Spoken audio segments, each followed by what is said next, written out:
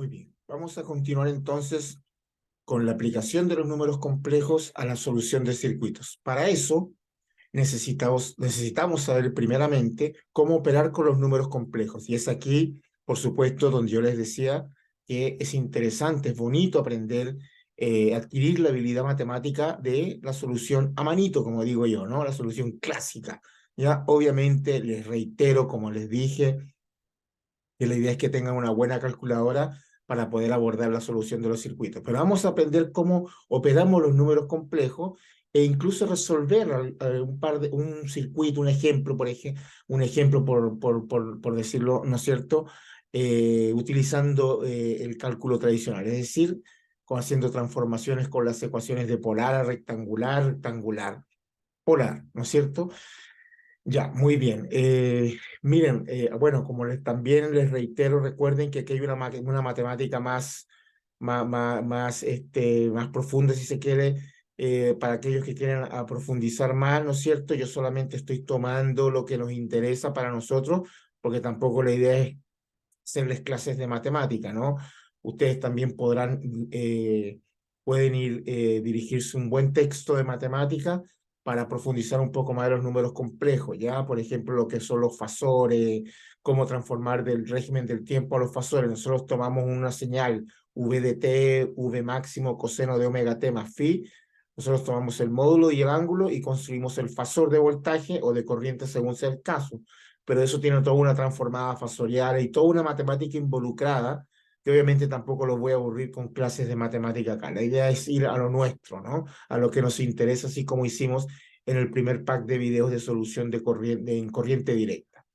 Ya, entonces operar con números complejos es importante porque de esta manera nos va a permitir solucionar, calcular una corriente, un voltaje, hacer impedancias en serie, en paralelo, qué sé yo, ¿no? Un divisor de corriente, un divisor de voltaje, que se aplica de la misma manera, pero recordemos que la matemática involucrada ahora son los números complejos. Pues bien, partamos con las operaciones básicas. Si tenemos un número Z1, por ejemplo, que tiene coordenadas en rectangular A1 más menos J B1, y tenemos un número complejo Z2 que tiene unas coordenadas rectangulares A2 más menos J B2, ¿no es cierto? Parte real, parte imaginaria, parte real y parte imaginaria. Si yo quiero sumar o restar esos números complejos, es decir, Z1, vamos con la suma primero, Z1 más menos Z2, si es suma o resta, pues bien, se toma parte real con la parte real del otro, es decir, se suma o se resta la parte real de este con la parte real de este, y de igual manera, parte imaginaria de este con la parte imaginaria de este, es decir, me quedaría algo así, me quedaría A1 más menos A2, según sea el caso, si es suma o resta, más J, ¿no es cierto? B1 más menos B2, según sea el caso, ¿no? Sumo las partes reales o las resto, y sumo las partes imaginarias o las resto, y armo la suma o la resta en su respectivo resultado, ¿no? Tengo el resultado acá. Por ejemplo, si aquí me queda 3 más 2 o 3 menos 2, anoto acá. Y aquí sería, por ejemplo, menos 1 menos 2 o 2 menos 1, anoto acá, ¿no es cierto? Entonces, para sumar o restar números complejos, parte real con parte real, suma o resta, y parte imaginaria con parte imaginaria, ¿ya? Para la suma o la resta de números complejos. Ahora bien, ¿qué pasa si yo quiero multiplicar números complejos? Es decir, quiero hacer la multiplicación de Z1 por Z2, es decir, A1 más menos JB1 por A2 más menos JB2. Les vuelvo a decir, les repito, esto se puede hacer aplicando cuando tenemos X, qué sé yo, X más 3 por, no sé, X más 2. Entonces, este por este, este por este, este por este y este por este. Esa es una forma de hacerlo, pero eso ya entraríamos en terreno más matemático, y recordemos también pensando en que nosotros, disculpen, en que nosotros estamos en una prueba trabajando contra el tiempo, y los números complejos es ahí donde se alargan los ejercicios. Por lo tanto, si yo me pongo, yo lo puedo hacer este por este, después este por este y este por este, ¿no es cierto? Y plantear la solución. Pero se me va a hacer muy largo, se me van a alargar las soluciones. La idea es buscar tiempo. Por lo tanto, nosotros en nuestra área, cuando vamos a multiplicar números complejos, se puede traducir en la multiplicación Z por I, por ejemplo, hablando de la ley de Ohm, yo quiero calcular el voltaje en una impedancia, Z por I, entonces lo que hacemos es transformar a coordenadas polares y multiplicamos en coordenadas polares. Es decir, este número Z1, voy a escribirlo acá, Z1 tendrá un módulo Z1 y un ángulo más menos Φ1, por ejemplo. Y el otro número, Z2, tendrá un módulo Z2, ¿no es cierto? Y un ángulo más menos Φ2, aplicando las ecuaciones de transformación, por supuesto, las que las que les planteé en el video anterior. Es decir, para cualquier cosa, diríjanse al video anterior, ¿no es cierto? Creo que es el cuarto video, ¿no? Es el cuarto video de este pack de introductorio, ¿ya? Entonces, claro, transformo esto a coordenadas polares y transformo esto a coordenadas polares. ¿Cómo? Bueno, ya sabemos, el módulo, haciendo un recordatorio, es la raíz, ¿no es cierto? La raíz cuadrada de a cuadrado más b cuadrado, siendo a la parte real y b la parte imaginaria. Y el ángulo va a ser la tangente inversa, ¿no es cierto? La tangente inversa de la parte imaginaria dividido la parte real, ¿no? Aplicando las ecuaciones de transformación, ¿ya? Llevo estos dos números de coordenadas rectangulares a coordenadas polares y aquí divido. ¿Cuánto va a ser la división? La división se hace de la siguiente manera. Perdón, la multiplicación quise decir, disculpen. Después vamos a la división. Z1 por Z2, multiplico los módulos, es decir, me queda Z1 por Z2 y sumo los ángulos, según sea el caso positivo o negativo, ¿no? Me queda Φ1 más Φ2. Si este es positivo y este es negativo, tienen sumando algebraicamente, a eso me refiero, ¿no? Y así se me hace más fácil. Fíjense que así se me hace mucho más fácil que empezar este por este por este por este, se me va a extender en la solución. Y como les reitero, desde que me inicié en este mundo de subir contenido en circuitos eléctricos, nosotros en el área de electricidad siempre en los exámenes, en las pruebas buscamos, en las evaluaciones buscamos acortar el tiempo de solución de un circuito para aprovechar nuestro tiempo en el examen al máximo, ¿no? Muy bien, entonces así sería la multiplicación, Z1 por Z2, y sumo los ángulos según sea el caso aquí, con su signo que cada uno tenga, ¿ya? Pues bien, y para dividir, si queremos dividir números complejos, ¿ya? Si queremos dividir números complejos, es decir, Z1 partido Z2, sería el módulo de Z1, ¿no es cierto?, a un ángulo Φ1, dividido el módulo de Z2 a un ángulo Φ2, entonces divido los módulos y resto los ángulos, el de arriba menos el de abajo. Entonces me quedaría que Z1 partido Z2 va a ser igual. Aquí me va a quedar Z1 dividido Z2 y el ángulo va a ser el de arriba menos el de abajo. Resto los ángulos, según sea el caso, más menos acá, ¿no es cierto? Cuando me refiero a la resta, tomando en cuenta los signos, es decir, si esto es positivo y esto es positivo, este menos este, pero si este es negativo y este es negativo, bueno, este negativo queda negativo Φ1 y aquí este negativo queda arriba positivo, ¿no? Según sea el caso, ¿ya? Eso es lo que tienen que tomar en cuenta ¿cuántos se llama? Los ángulos, los signos, perdón, de los ángulos, tanto en la división como en la multiplicación, ¿no es cierto? Hay que tener en cuenta eso, ¿no? Tanto acá como acá. Entonces, claro, aquí es donde yo trabajo, adquiero la habilidad para operar con números complejos, transformando de coordenadas polares rectangulares o rectangulares polares según sea el caso, ¿no? De igual manera, aquí también se puede dividir. Esto yo lo puedo dividir, yo puedo aplicar a manera de información, ¿no? No voy a entrar en esos detalles, como les digo, porque ya sería extenderme en el área matemática, ¿no?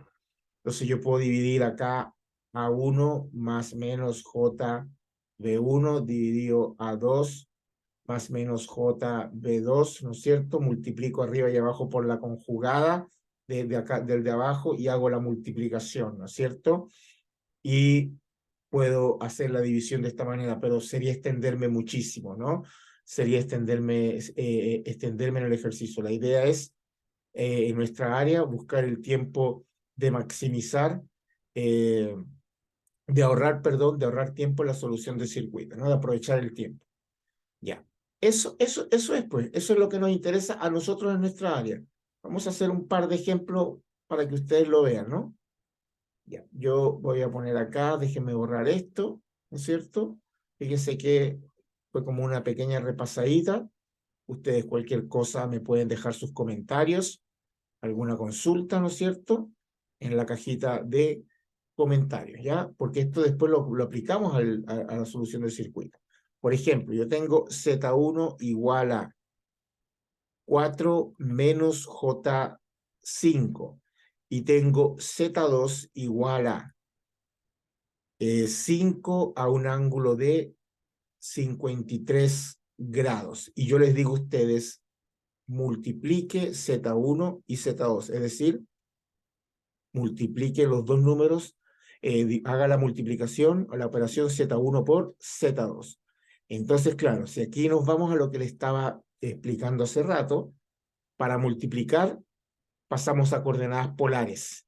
Por lo tanto, fíjense que ya Z2 lo tengo en coordenadas polares. El que tengo en coordenadas rectangulares es Z1. Por lo tanto, Z1 lo vamos a transformar a coordenadas polares y ahí hacemos la multiplicación. Ya, muy bien. Entonces, vamos a calcular el módulo de Z1. El módulo de Z1 va a ser igual a la raíz cuadrada de 4 cuadrados más 5 cuadrados, ¿no es cierto? Y eso será igual a ¿cuánto? El menos no se toma en cuenta. Recuerden que esto es un módulo, ¿ah? Ya, el J, aquí queda J cuadrado, ahí se los dejo para que averigüen. Aquí es igual J al cuadrado, ¿ya? Ya, entonces, eso en un libro de matemáticas lo pueden averiguar. Ya, entonces aquí me quedaría 4 cuadrados más 5 cuadrados.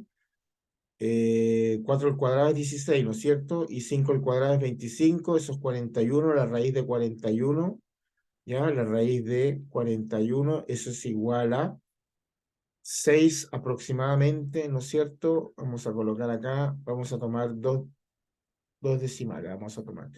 Eso es aproximadamente 6,40 unidades, ¿no? Unidades cualquiera, ¿no? Puede ser esto ohmios, no sé, unidades cualquiera, ¿ya? Aquí tengo el módulo. Vamos a calcular el ángulo de Z1, es decir, vamos a llamarle el ángulo 1. Entonces va a ser igual a la tangente a la menos 1 de la parte imaginaria dividido la parte real. Eso aproximadamente será igual a ¿cuánto? Será, entonces dividimos, ¿no? Hacemos la división, menos 5 dividido 4, ¿ya? Y arco tangente de eso, ¿no es cierto? Será igual a menos 51,34 grados, ¿ya? Por lo tanto, Z2, perdón, Z1 quiero decir que está expresada en 4 menos J5 en sus coordenadas rectangulares, yo lo puedo expresar en coordenadas polares como 6,40 a un ángulo de menos 51,34 grados. Entonces, ahora sí vamos a multiplicar Z1 por Z2. Multiplico los módulos, es decir, me queda 6,40 por 5 y sumo los ángulos. Aquí sería el ángulo de Z1, aquí es donde yo le digo que tienen que tener cuidado con los signos, ¿no? El ángulo de Z1 es menos 51,34 más 53. Por lo tanto, esta multiplicación, ¿cuánto sería? Esta multiplicación sería, ya, vamos a multiplicar 6,40 por 5, eso es 32 aproximadamente, ¿no? Eso es 32 a un ángulo de menos 51,34 más 53, eso es aproximadamente 1,66. 1,66. Y aquí está expresado la multiplicación, ¿no es cierto? Fíjense que queda en coordenadas polares. Eso ustedes lo pueden transformar si quieren a coordenadas, queda expresado en coordenadas polares, bien digo, y lo pueden expresar en coordenadas rectangulares si ustedes quieren. ¿Se fijan?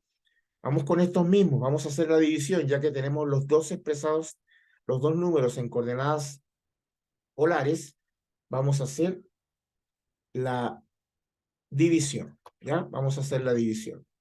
Entonces sería Z1 partido Z2, por ejemplo, o Z2 partido Z1, ¿ya? Vamos a hacerlo al revés. Vamos a hacerlo al revés, ¿no? Vamos a ponerlo interesante. Vamos a hacerlo al revés. Vamos a dividir, supongamos que nos dicen que calculemos Z2 partido Z1. Como les dije, para dividir en coordenadas polares. Ya, vamos a reemplazar. Entonces me queda Z2 partido Z1 va a ser igual a ¿cuánto? Ya, entonces aquí me queda Z2 es igual a 5 a un ángulo de 53 grados y Z1 en coordenadas rectangulares nos había dado 6,40 a un ángulo de menos 51,34. Dividimos los módulos y restamos los ángulos. El de arriba menos el de abajo. Fíjense acá. Entonces me queda que Z2 partido Z1, ¿no es cierto? Z2 partido Z1, sí. Z2 es este, ya, estaba verificando acá que todo esté bien. Cualquier detallito ustedes ya saben, me lo pueden dejar en la cajita de comentarios. 5 partido 6,40, eso es igual aproximadamente a 0,78 y acá es donde hay que tener cuidado. Divido los módulos y resto los ángulos. Fíjense, me queda 53 menos el de abajo, que es menos 51,34. Mucho cuidado con los signos, no los pueden obviar. El de arriba menos el de abajo, pero el de abajo es negativo, por lo tanto aquí se me transforma menos por menos más. Por lo tanto, la división Z2 partido Z1 será igual aproximadamente a 0,78 a un ángulo de ¿cuánto? De 53 más 51,34, ¿ya? Y eso es un ángulo de 104,34 grados. Esa sería la división. ¿Se fijan? Ojo con esto, ¿ah? Tienen que respetar el signo que traen, ¿no? El de arriba menos el de abajo, el de arriba menos el de abajo que es negativo. Y aquí me queda entonces positivo. Si esto hubiese sido negativo, hubiese quedado menos 53 más 51,34. ¿Ya? Muy bien.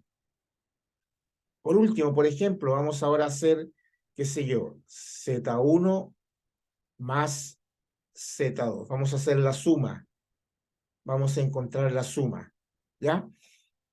Fíjense que Z1 está en coordenadas rectangulares, pero Z2 está en coordenadas polares. Y según lo que les dije, entonces para sumar o restar en coordenadas rectangulares. Entonces vamos a transformar Z2 de coordenadas polares a coordenadas rectangulares y ahí hacemos la suma, que es más cómodo, ¿no? Y entonces vamos a calcular la parte real. La parte real viene siendo el módulo por el coseno de 53 grados. Y la parte imaginaria viene siendo el módulo por el seno de 53 grados, ¿ya? Entonces, ¿cuánto me quedaría la parte real? Me quedaría 5 por coseno de 53. Eso es 3 aproximadamente. Así 3,009, vamos a aproximarlo a 3. Y 5 por seno de 53, eso será igual a 3,99. Vamos a aproximarlo, esto vamos a colocar acá para que se entienda que es una aproximación. Esto es aproximadamente 3 y esto es aproximadamente 4. O sea, 3,999 lo voy a aproximar a 4. Por lo tanto, este número Z2 yo lo puedo expresar como 3 más J4 en coordenadas rectangulares. Fíjense que ahora entonces sí podemos sumar. Entonces Z1 más Z2 será igual a ¿cuánto? Será igual a, ¿cuánto vale Z1? Vámonos para acá de nuevo. Z1 vale 4 menos J5, ¿no? Sería entonces 4 menos J5 más Z2, que es en coordenadas rectangulares, 3 más J4. Y aquí, entonces, el resultado, ¿cuál sería? Aplicando entonces parte real con parte real, 4 más 3, aquí me quedaría 7, y parte imaginaria con parte imaginaria, menos J5 más J4, eso es menos J1 o menos J simple y llanamente, ¿no? Fíjense que el menos 5, aquí tengo menos 5 más 4, respetando los signos, ¿no es cierto? Recuerden que hay que respetar los signos, por lo tanto esto quedaría negativo, ¿no? Menos J5 más J4, menos J. Y aquí tengo la suma de Z1 con Z2. ¿Se fijan? Esto es muy importante saberlo, porque, por ejemplo, cuando trabajamos impedancias en serie, las impedancias en serie, al igual que las resistencias en serie, se suman. Z1 más Z2 más Z3 más Z4, punto suspensivo, la cantidad de impedancias que tenga en serie. Por lo tanto, si voy a sumar impedancia, lo ideal es que todas estén en coordenadas rectangulares. En tanto que en paralelo, recuerden que en paralelo las resistencias es 1 partido R1 más 1 partido R2. Bueno, aquí igual manera, 1 partido Z1 más 1 partido Z2 más 1 partido Z3 y suspensivo la cantidad de impedancia en paralelo, por lo tanto tengo involucrado unas divisiones. Entonces aquí voy pasando a coordenadas polares para hacer las operaciones, ¿no? Cuando voy a, por ejemplo, la ley de Ohm. La ley de Ohm la conocemos como V igual R por I, por ejemplo, o la corriente igual V partido R. Aquí sería V igual Z por I. El fasor de voltaje V es igual a Z por I, siendo Z la impedancia. Entonces, si voy a multiplicar en coordenadas polares, si quiero la corriente, I igual V partido Z, ¿no es cierto? Entonces ahí tengo una división y por lo tanto ahí tengo que tener los números en coordenadas polares. Claro, esto yo les digo haciéndolo así a manito, ¿no? Se supone que es ahí donde se pierde tiempo, cuando uno está pasando a coordenadas polares, rectangulares, rectangulares, polares, dependiendo si voy a sumar, restar, multiplicar o dividir. Ahí es donde se pierde el tiempo. Ahí donde yo le digo, le hago el énfasis de hacer una buena inversión en una buena calculadora, ¿ya? Muy bien, entonces para ir finalizando, vamos a dejar entonces, dicho esto, vamos a dejar la introducción entonces de cómo vamos a abordar, sabiendo estas operaciones, ¿no? Teniendo esta pequeña, esta introducción sobre la operación de números complejos, cómo operamos con los números complejos, cómo construimos un fasor de voltaje o de corriente, vamos a ver cómo entonces construimos, pasamos un circuito de coordenadas del régimen del tiempo al régimen de la frecuencia. Vamos a empezar con el más sencillo, ¿no? Entonces, circuitos, ¿ya?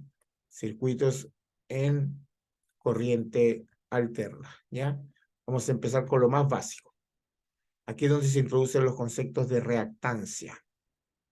Fíjense que, por ejemplo, vamos a empezar directamente con un circuito serie. Yo tengo una señal, una fuente de voltaje, aquí tengo una resistencia R, una bobina, inductor, y aquí tengo un capacitor C, por ejemplo, ¿no?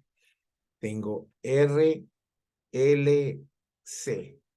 Si yo esta ecuación la planteo en el régimen del tiempo, bueno, esta ecuación supongamos que V de T es igual a V máximo coseno, ¿no es cierto?, de omega t más su ángulo de fase, voltios. Esta ecuación, si yo quiero calcular la corriente que circula por esta malla, ¿no es cierto?, la corriente I que circula por esa malla, yo aplico las ecuaciones de malla, ¿no es cierto?, la ley de los voltajes de Kirchhoff, es decir, vamos a utilizar otro color acá, el voltaje en esta resistencia, más el voltaje en este inductor, más el voltaje en este capacitor, tiene que ser igual al voltaje de la fuente. Es decir, me quedaría R por I más L de I a dt, ¿no es cierto? Más el voltaje en un capacitor que es Q partido C, eso es igual a, a 0, perdón. Eso es igual al voltaje de la fuente, ¿no es cierto? Y fíjense que esta expresión que está acá, ¿no es cierto? Esta expresión que está acá es una expresión en el régimen del tiempo. La Q, recordemos que I se define como la variación de la carga en función del tiempo. Por lo tanto, si yo despejo la Q de acá, me quedaría dQ es igual a I por dt, ¿no es cierto? Por lo tanto, la Q va a ser igual a la integral de I por dt. Si yo reemplazo esto acá, entonces voy a tener una ecuación diferencial de orden 2, R por I más L de I a dt, ¿no es cierto? Más 1 partido C, la integral de I por dt, y eso es igual a V dt. Esta es la ecuación matemática que me modela este circuito de RLC en función del tiempo. Y si esta ecuación yo la resuelvo, es una ecuación diferencial de orden 2, aplicando los distintos métodos de solución de ecuaciones diferenciales, voy a encontrar una expresión de la corriente en función del tiempo. Pero en corriente alterna, en el régimen de la frecuencia, no nos interesa esto. Esto es para otro tipo de estudio, cuando estudiamos análisis matemático de sistemas eléctricos, empezamos en el régimen del tiempo, después en Laplace, vamos a la transformada de Laplace y después vamos al régimen de la frecuencia. No. Vamos a llevar estos parámetros, esta resistencia, esta inductancia y esta capacitancia, vamos a ver cómo se comportan los elementos pasivos en el régimen en corriente alterna, ¿no es cierto?, cuando queremos trabajar con números complejos. Ya, muy bien. Entonces, lo que hacemos nosotros, esto me da información en todo caso, ¿ah? Me imagino que todos los que estudiamos, yo hice un curso, ¿no es cierto?, en circuitos 3. Ahí nos enseñaron, recuerdo clarito, cómo trabajar en el régimen del tiempo. Empezamos con los sistemas de primer orden, RL, RC, después pasamos a los de segundo orden y así fuimos avanzando. Ya, muy bien. Entonces, aquí es donde se introducen cómo se comportan los elementos pasivos en los circuitos de corriente alterna. ¿Cómo se comportan entonces? Ya. Fíjense lo siguiente. En el tiempo, voy a hacer como una especie de tablita acá, tiempo T, ¿no es cierto?, en el tiempo t, y acá vamos a colocar omega, ¿no es cierto?, en el régimen de la frecuencia, omega, ¿ya? Entonces, la resistencia, que tiene un valor en ohmios, en esta ecuación que está acá, cuando la pasamos al régimen de la frecuencia, queda de la misma manera. Es decir, cuando transformo lo que se le dice, se le aplica la transformada al circuito, digo yo, ¿no es cierto?, y lo llevo del tiempo a la frecuencia, la resistencia no sufre cambios. Como le dije, creo que se los comenté, la resistencia es el único elemento pasivo que se comporta igual en el tiempo, en la frecuencia y en los circuitos que se resuelven por Laplace. Ya. La bobina, esto se expresa en ohmios, por supuesto, ¿no? Esto es en ohmios y esto es en ohmios. La bobina, que en esta expresión se expresa en henrios, tiene unidades de henrios en esta ecuación matemática, en esta ecuación diferencial. Cuando la pasamos a la frecuencia, se expresa como una reactancia inductiva y queda en ohmios. Es decir, esta que está en henrios queda expresado en ohmios a través de una reactancia inductiva. Y el condensador, que lo expresamos en faradio, los circuitos en el dominio del tiempo, en el régimen de la frecuencia, queda expresado como una XC en ohmios y no es más que la reactancia capacitiva. Pues bien, ¿cómo se obtienen entonces la reactancia inductiva y capacitiva respectivamente? Se obtienen de la siguiente manera, ¿ya? La XL, que viene siendo la reactancia inductiva, es J omega L. Y esto queda en ohmios, siendo omega la frecuencia angular, 2πf. Y la XC, ¿no es cierto?, queda como 1 partido J omega C, ¿no es cierto? Y esto queda en ohmios. Respectivamente, reactancia inductiva y reactancia capacitiva. Es decir, La XL es la reactancia, ¿no es cierto? Reactancia inductiva, ¿ya? En ohmios, por supuesto, reactancia inductiva, y la XC es la reactancia capacitiva en ohmios. Y la operamos de igual manera como operábamos los circuitos en corriente directa, ¿no? Se opera de la misma manera como si fuese su valor en ohmios. Lo único que, claro, de aquí, como les he dicho, estamos trabajando con números complejos. Entonces, en resumen, la resistencia queda de la misma manera de su valor que trae. Si vale 10, por ejemplo, si aquí en esta ecuación la resistencia vale 10, en el régimen de la frecuencia queda con su mismo valor. Si la bobina vale, qué sé yo, un medio Henry, un cuarto de Henry, aquí queda expresada como una reactancia inductiva. Y si el capacitor vale 2 microfaradios, por ejemplo, 10 microfaradios, qué sé yo, aquí queda expresado como una reactancia capacitiva. Y se obtienen de esta manera ambas, tanto la inductiva como la capacitiva. Fíjense que aquí la J está arriba, queda positivo.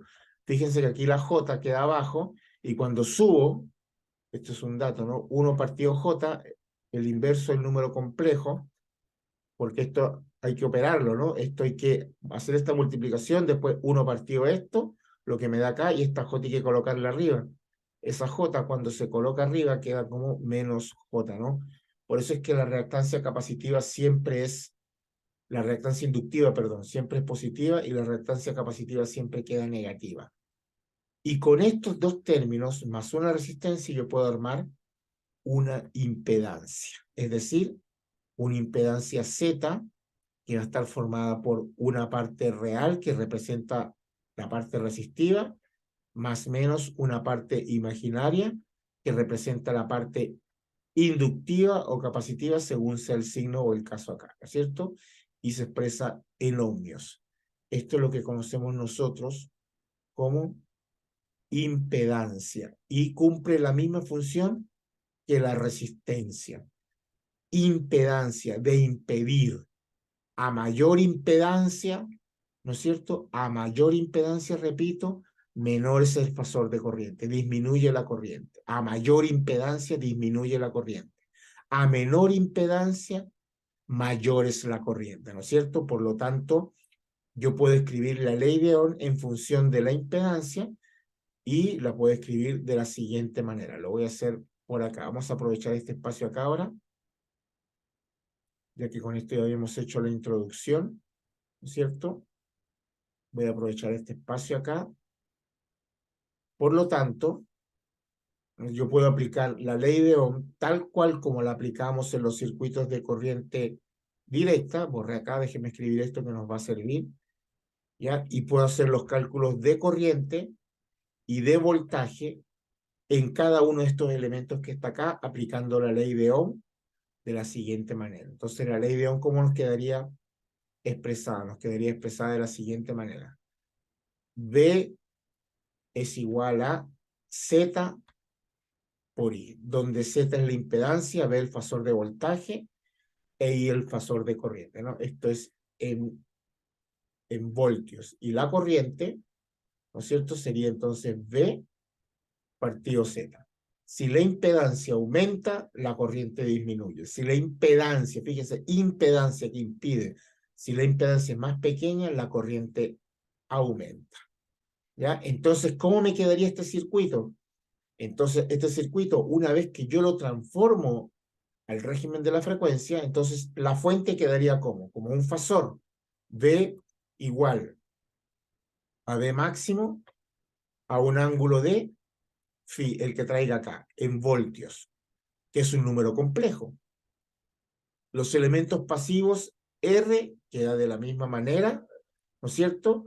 La reactancia inductiva queda como J omega L, y la reactancia capacitiva queda como 1 partido J omega C, ambas en ohmios, y ahí, ¿no es cierto?, yo puedo utilizar la ley de Ohm, las ecuaciones de las leyes de Kirchhoff, tal cual como las utilizamos en los circuitos de corriente directa. Entonces, esto, en resumen, para ir haciendo un resumen, ¿no es cierto?, yo puedo entonces expresar las características de un circuito serie, tanto de impedancia, las características de un circuito serie, de impedancia de circuito en serie, perdón, a eso voy. Yo puedo expresar un circuito de impedancia en serie con sus características y un circuito de impedancia en paralelo con sus características. Entonces, impedancias, ¿no es cierto? Impedancias en serie. Entonces se acostumbra a hacer así, mire, se acostumbra a señalizar de la siguiente manera. Aquí tengo mi fuente, ¿cierto? Aquí tengo mi fuente de voltaje, que va a ser un fasor. Una vez que yo lo transformo, entonces se acostumbra a señalizar así. Una Z1, ¿no es cierto? Una Z2, qué sé yo, y una Z3, ¿no es cierto? Y aquí tengo un circuito de impedancias en serie, donde por acá va a haber una corriente o un fasor de corriente, como lo quieren decir, ¿no es cierto? Un fasor de corriente I. Y las características son las mismas de un circuito, ¿no es cierto?, de resistencia en serie. Es decir, la corriente se mantiene constante, la fuente, el valor de esta fuente, ¿no es cierto?, lo que se está suministrando a esta fuente se distribuye en cada una de las resistencias, de tal manera que la suma de los tres voltajes me tiene que dar el voltaje de la fuente y la impedancia equivalente al circuito es la suma de todas estas. Se coloca de manera general como Z1, Z2 más Z3. Esto puede ser una puramente resistiva, esto puede ser inductivo o puede ser una combinación. Eso va a depender del circuito. Por lo tanto, la I1 de la Z1 es la misma I de la Z2, es la misma I de la Z3 y es la I que suministra el circuito, que a su vez es el voltaje del circuito, el voltaje total, dividido una impedancia equivalente o Z total. ¿Qué pasa con los voltajes? Los voltajes entonces sería el voltaje de esta, más el voltaje de esta, más el voltaje de esta, va a ser igual al voltaje de la fuente, es decir, V1 más V2 más V3 va a ser el mismo voltaje de la fuente. Fíjense que esta es la misma ley de los voltajes de Maya, la misma ley de Kirchhoff de los voltajes, ¿no?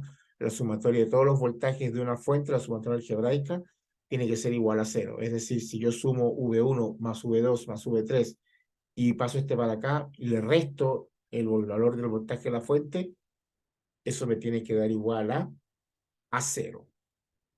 Y por último, la Z total, ¿no es cierto? La Z total va a ser Z1 de igual manera, así como ustedes se los demostraron en circuito de corriente directa, si yo reemplazo, ¿no es cierto? Si yo reemplazo V1, V2 y V3, ¿no es cierto? Por sus respectivos valores, I por Z1 más I por Z2 más I por Z3, sacamos, ahí vamos a tener una ecuación matemática que nos va a llevar a que Z1 más Z2 más Z3 es la Z total. De la misma manera que se los enseñaron en redes eléctricas de corriente directa o en circuito 1, como se les suele llamar en algunas universidades, ¿no? Muy bien. Entonces, de esta manera, entonces podemos tener ahora, podemos tener entonces las características de un circuito, ¿no es cierto? Las características de un circuito de impedancias en paralelo, ¿no es cierto? Y las características son las mismas de los circuitos de resistencia en paralelo. Solo que ahora fíjense que la Z la estamos cambiando por una R, pero lo que es la metodología de trabajo es la misma. ¿Cuál es la única diferencia? La única diferencia es que estamos trabajando con números complejos. Esa es la única diferencia, ¿ya?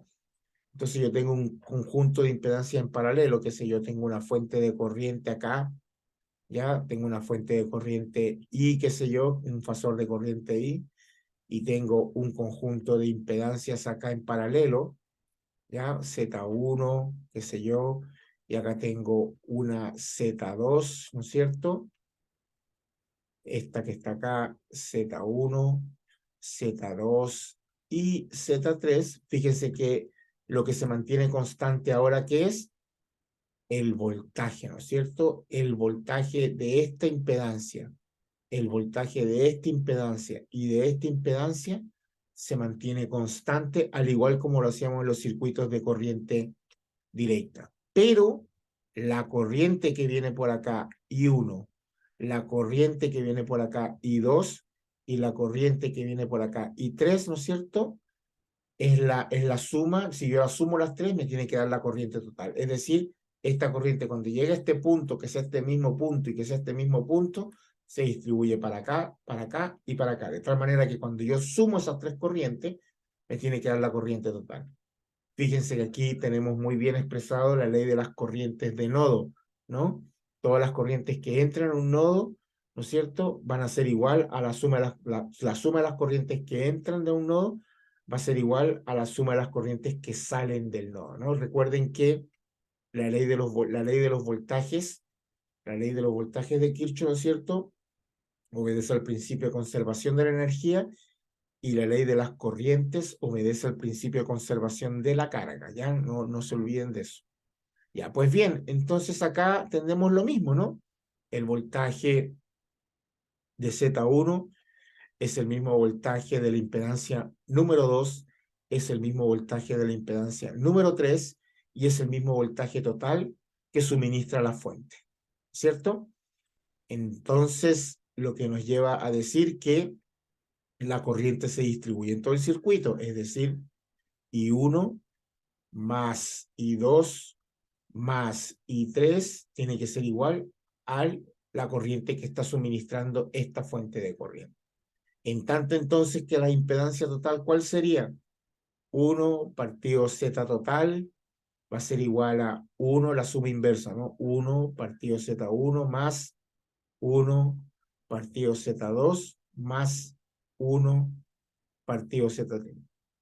De la misma manera que se los explicaron, porque esto se desarrolla. Para llegar a esto, como les decía acá, yo reemplazo V1 por Z1 por I, más V2 por Z2 por I, más V3 por Z3 por I, y de ahí voy a tener una ecuación que me permite hacer unas cancelaciones y llegar a esto, así tal cual como se los enseñaron con resistencia. Pues igual acá también. ¿Y uno cuál sería? V partido Z1 más I2 sería V partido Z2 e I3 sería V partido Z3 igual a I. De ahí voy a tener una ecuación, voy a cancelar y voy a llegar a esta expresión que está acá, ¿no? Que eso, claro, si lo despejamos, ¿no es cierto? Recuerden que si despejamos me queda que la Z total va a ser ¿cuánto? Va a ser la expresión que conoce la mayoría, ¿no? 1 partido Z1 más 1 partido Z2 más 1 partido Z3. Y aquí es donde hay que operar con los números complejos, ¿no? Aquí es donde hay que tener mucho cuidado.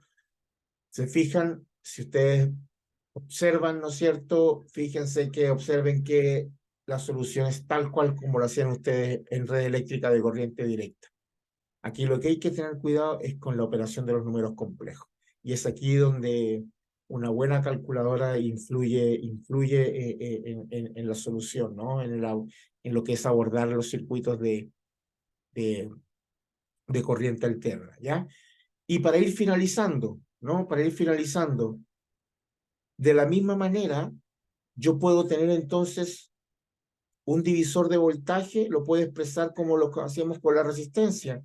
Yo puedo expresar un divisor de voltaje y un divisor de corriente, ¿no es cierto?, con impedancias, y las ecuaciones son las mismas que utilizamos cuando nos referíamos a los circuitos de corriente alterna, ¿no? Para ir finalizando, dejarle esta primera parte para abordar los circuitos. Después podemos empezar, en otro próximo video, empezar a resolver ya circuitos como tal. Entonces, divisor de voltaje, ¿no es cierto? Divisor de voltaje y de corriente, ¿no? Entonces se aplica la misma metodología, la misma concepción, ¿ya? Entonces, si yo tengo, por ejemplo, una fuente de voltaje alimentando un circuito de dos impedancias en serie, digamos Z1 y digamos Z2, ¿no es cierto? Tengo acá Z1 y tengo Z2, entonces tengo una corriente, ¿no es cierto?, que circula por el circuito, por lo tanto yo puedo aplicar las ecuaciones del divisor de voltaje, tal cual como lo hacíamos con R1 y R2 para calcular el voltaje acá y el voltaje acá. Es decir, V1, que es el voltaje en esta impedancia, va a ser igual a el voltaje de la fuente por Z1 partido Z1 más Z2. Y V2 va a ser igual a el voltaje de la fuente, el fasor de voltaje de la fuente, por Z2 partido Z1 más Z2. Y el desarrollo para obtener estas expresiones es el mismo que se hace cuando se plantean en corriente directa. De hecho, en el primer pack que subí de circuito de corriente directa, ahí yo explico cómo llegar a estas ecuaciones. Ahí yo desarrollé para llegar a estas ecuaciones, pero con resistencias. Aquí se hace igual, de la misma manera, y se obtienen estas expresiones, ¿no? Es para no estar repitiendo, estar siendo tan repetitivo, sino ya tenemos las herramientas. Ahora lo que tenemos que hacer es aplicarla a la solución de circuitos con corriente alterna, ¿ya? Entonces, este sería el divisor de voltaje en corriente alterna con impedancias, me refiero, ¿no? Y si queremos el divisor de corriente, bueno, lo tenemos, vamos a hacerlo acá, ¿no es cierto? Vamos a hacer acá, ¿ya? Tengo acá una fuente de corriente, ¿no es cierto?, que suministra una corriente I, ¿ya?, a dos impedancias, por supuesto, en paralelo, dos impedancias que estén acá en paralelo, ¿no es cierto? Tengo acá Z1 y Z2, y las dos comparten el mismo voltaje, ¿no es cierto?, porque están en paralelo. Tengo acá el voltaje de la fuente, que es el mismo acá, y que es el mismo acá, pero cada una tiene corrientes distintas, ¿no? Porque la corriente se distribuye. Tengo acá la I1 y tengo acá la I2. Por lo tanto, ¿cuánto es I1 y cuánto es I2? Bueno, aplicando la misma mecánica, como les decía, de los circuitos de corriente continua, bueno, la I1 va a ser I por Z2 dividido Z1 más Z2. Y la I2 va a ser igual a la corriente I que suministra la fuente por la opuesta, que en este caso sería Z1 dividido Z1 más Z2. Y aquí tenemos el divisor de corriente. ¿Se fijan? ¿No? Quizás verán ustedes que es mucha información, pero fíjense que estoy tomando ya lo que les subí en la parte de corriente directa, ¿no? Entonces, lo que estoy, como les dije, estoy aplicando eso acá a los circuitos de corriente alterna para involucrarlo también después con la solución, por supuesto, apoyándole los números complejos, ¿no? Muy bien. Pues bien, entonces aquí tienen estos primeros videos introductorios, ¿no es cierto?, de lo que es la corriente alterna, los parámetros de una señal de corriente alterna, su valor máximo, su frecuencia, ¿no es cierto?, su periodo, su valor RMS, cómo vamos a utilizar los números complejos para abordar la solución, ¿ya? Y, por supuesto, la primera parte, que es lo que es las impedancias en serie, impedancias en paralelo, ¿no es cierto?, sus características cada una, y las herramientas que son muy útiles a la hora de resolver circuitos, como lo son el divisor de voltaje, que les presenté hace rato, y el divisor de corriente, ¿ya? Entonces, en otro próximo video ya vamos a hacer un par de ejemplos, puede ser un video cada uno, ¿no es cierto? Un ejemplo por video, ¿ya? Serie paralelo, para calcular corriente y voltaje. Y después vamos a seguir con las técnicas de análisis, mallas, nodos, Thevenin, Norton, superposición, ¿no es cierto? Y la idea es después abordar lo que es la potencia en corriente alterna. Eso sí es nuevo, ¿ya? Porque la potencia en corriente alterna no la expresamos como la expresamos nosotros en corriente directa V por I. Aquí, como ya tenemos números complejos, aquí tomamos en cuenta otros factores, ¿ya? Muy bien. Espero que les sirva esta información, espero que la vean, la comenten, cualquier cosa, me dejan su comentario, o incluso compartan con aquellos que ustedes creen que les va a servir, ¿no es cierto? Suscríbanse a mi canal, regálenme un like, ¿no es cierto? Ayúdenme a difundir este material, que, como ustedes saben, no está lleno de tanto color como decimos acá, sino yo con una pizarra digital explicando mi clase tal cual como lo haría cualquier profesor, en una sala, solo que aquí usted puede detener, puede anotar, puede avanzar, puede retroceder, que son una de las ventajas que nos dan estas herramientas digitales, ¿ya? Muy bien, que estén bien y nos veremos en otra oportunidad.